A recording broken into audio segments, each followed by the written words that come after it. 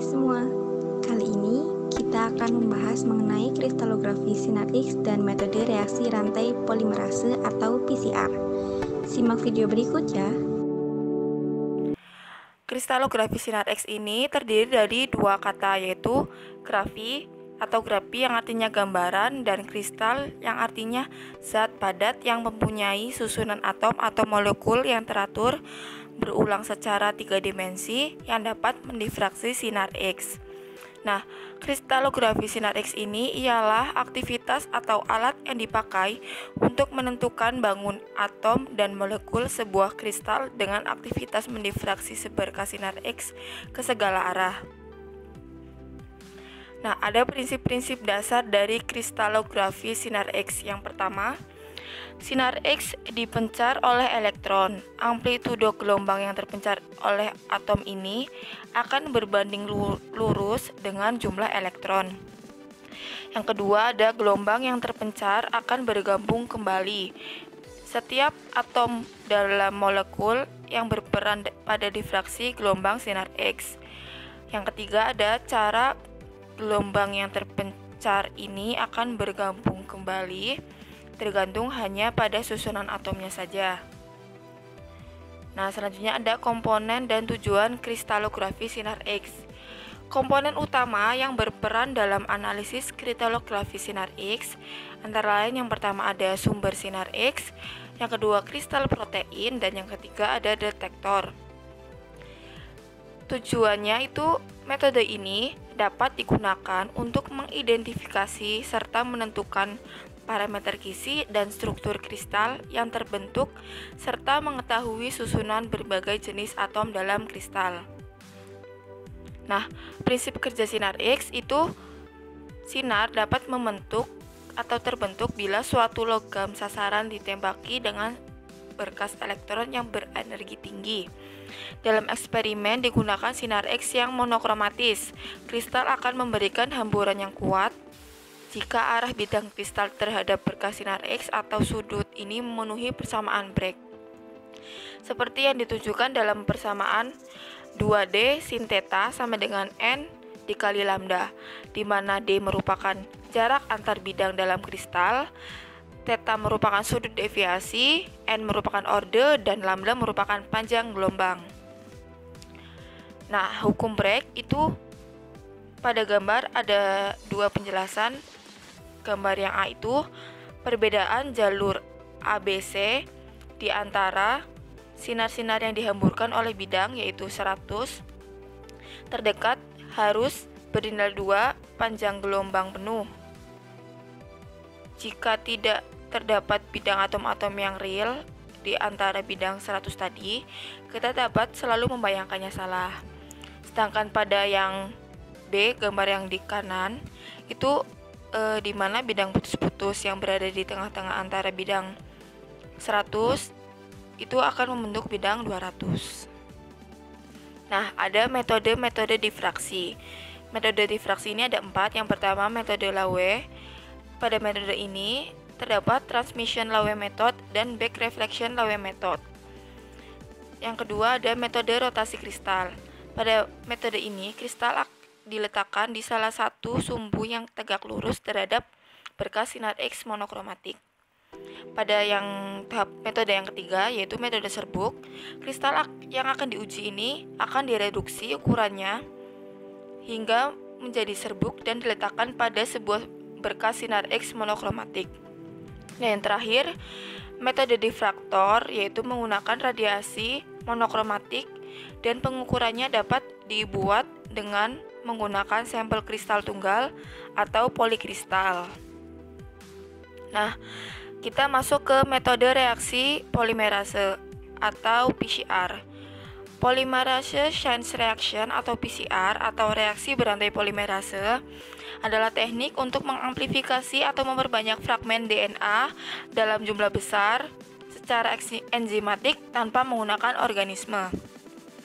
Nah, amplifikasi DNA ini akan menghasilkan jutaan salinan fragmen DNA.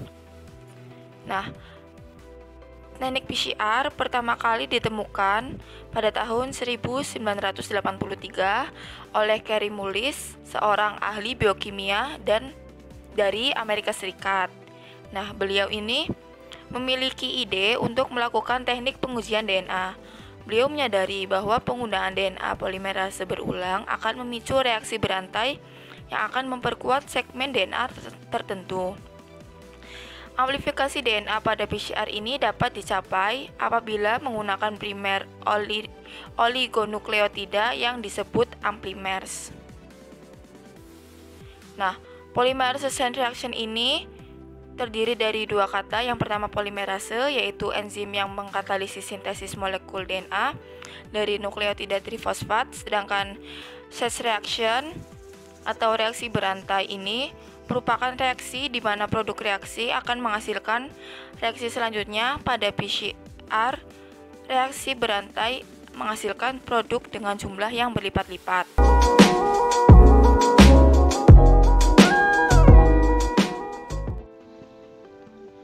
Pada PCR, reaksi berantai menghasilkan produk dengan jumlah yang berlipat ganda dengan memanfaatkan kemampuan enzim polimerase. PCR menerapkan sebuah reaksi berantai yang berlangsung untuk melipat gandakan jumlah fragmen DNA yang tersintesis. Misalnya, kita tertarik pada sebuah gen pada DNA dan ingin menguji, menganalisis, atau mengkloning gen tersebut.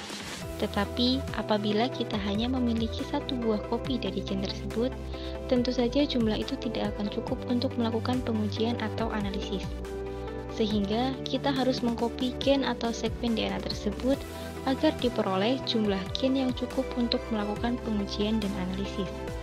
PCR menghasilkan jutaan kopi dari gen atau segmen DNA tersebut dalam waktu yang cukup singkat. Dalam 1 jam saja, kita bisa mendapatkan jutaan kopi dari gen atau segmen DNA tersebut. Yang selanjutnya adalah prinsip PCR. PCR bekerja menggunakan prinsip thermocycler. Thermocycler adalah proses pemanasan dan pendinginan secara berulang. Dalam suatu siklus PCR, kita menaikkan dan menurunkan suhu, sehingga dengan menjalankan beberapa siklus, kita menaikkan dan menurunkan suhu, lalu menaikkan dan menurunkannya kembali secara berulang, sehingga keseluruhan siklus selesai dilakukan. Keberhasilan proses PCR sangat bergantung pada suhu yang kita gunakan. Yang selanjutnya adalah komponen PCR. PCR menggunakan mesin yang disebut dengan thermocycler. Kita membutuhkan beberapa komponen untuk dapat menjalankan PCR. Yang pertama, kita membutuhkan template DNA yang mengandung gen atau fragmen DNA target atau gen of interest. Kita mengisolasi DNA pada sampel, misalnya pada tanaman atau jaringan tubuh, lalu menggunakannya sebagai template DNA. Pada PCR, kita ingin mengcopy gen of interest yang terdapat pada template DNA. Sehingga untuk menjalankan proses sintesis, kita membutuhkan nukleotida yang merupakan komponen pembentuk DNA. Konten DNA tersebut diperoleh dari DNTP atau deoksiribonukleotid trifosfat. DNTP mengandung gula deoksiribosa, basa adenin, timin, sitosin, atau guanin dan trifosfat. Terdiri dari DATP untuk adenin, DTTP untuk timin, DCTP untuk sitosin, dan DCTP untuk guanin. Yang selanjutnya adalah primer. Primer adalah DNA sekuen tunggal dan pendek yang merupakan komplement dari gen atau fragmen DNA target. Terdapat dua jenis primer, yaitu forward dan reverse. DNA polimerase memulai sintesis DNA baru dari masing-masing ujung primer. Primer DNA membuat proses amplifikasi menjadi selektif. Yang terakhir kita butuhkan adalah DNA polimerase yang akan mengkatalisis sintesis DNA. DNA polimerase yang umum digunakan adalah Taq polimerase. Taq polimerase ini diproduksi dari bakteri Thermoaquaticus yang tahan terhadap suhu tinggi, sehingga Taq polimerase juga tahan terhadap suhu tinggi selama proses PCR berlangsung. Komponen-komponen ini kini sudah tersedia dalam berbagai merek DNA, sehingga lebih mudah digunakan.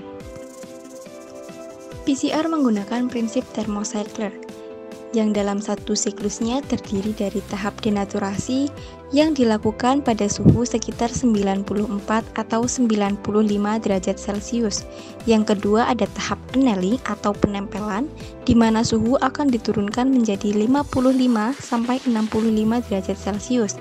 Yang ketiga ada DNA extension atau pemanjangan, di mana suhu akan dinaikkan kembali pada 72 derajat Celcius. Siklus tersebut kemudian akan diulang pada tahap denaturasi, annealing, extension, dan seterusnya.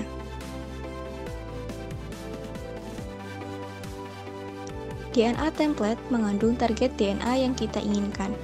Pada siklus pertama, pada tahap denaturasi, ikatan hidrogen akan dibuka. Ikatan hidrogen mengikat untai tunggal DNA dengan untai tunggal lainnya, hingga menjadi untai ganda. Pada tahap denaturasi, untai ganda DNA akan terbuka. Pada tahap annealing, primer forward dan reverse akan menempel pada masing-masing ujung target DNA. Pada tahap extension, DNA polimerase akan mulai mensintesis DNA baru dengan menggunakan DNTP dimulai dari ujung primer.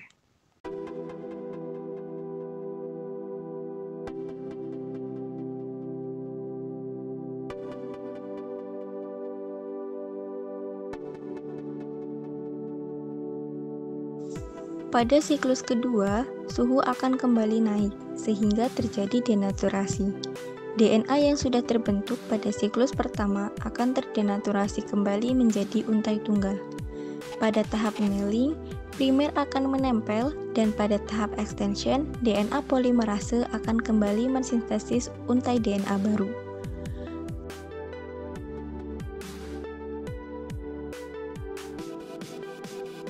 Pada siklus ketiga ini akan kembali terjadi denaturasi. Lalu primer akan menempel pada tahap annealing dan DNA baru akan disintesis oleh DNA polimerase pada tahap extension. Pada siklus ketiga juga, kita sudah mendapatkan 2 buah salinan fragmen DNA target yang kita inginkan. Dan pada siklus keempat, kita akan memperoleh 8 buah salinan DNA target dan jumlah akan berlipat ganda pada beberapa siklus. Dalam 4 jam proses PCR, kita sudah mendapatkan sekitar 1 miliar salinan DNA target.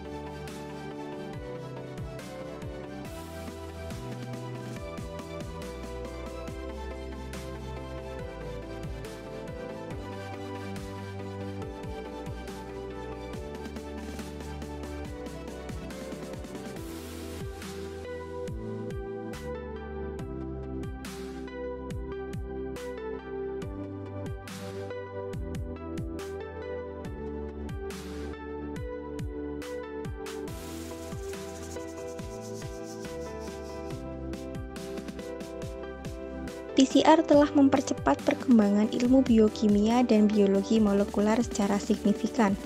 Sampai saat ini, PCR telah diaplikasikan dalam berbagai bidang untuk berbagai tujuan, mulai dari isolasi DNA, kuantifikasi DNA, mutasi genetik, sequencing, deteksi penyakit, deteksi infeksi, forensik, dan berbagai tujuan lainnya di Indonesia. Oke, sekian, terima kasih. Kurang lebihnya mohon maaf. Wabillahi taufik wal hidayah. Wassalamualaikum warahmatullahi wabarakatuh.